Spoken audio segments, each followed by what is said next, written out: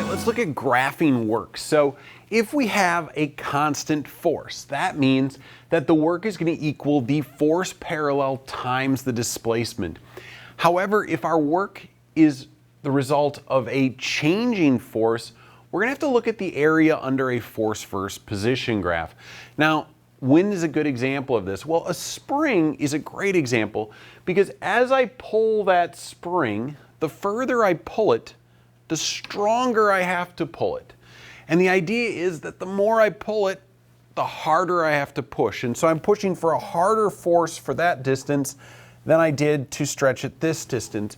And so the amount of work I do for each incremental bit gets more and more as I go. And you can see that here, that the area under this first segment is kind of small, but the area under that last segment is considerably larger because as I pull it, that force is increasing. So we will have to geometrically find these areas if that force is changing.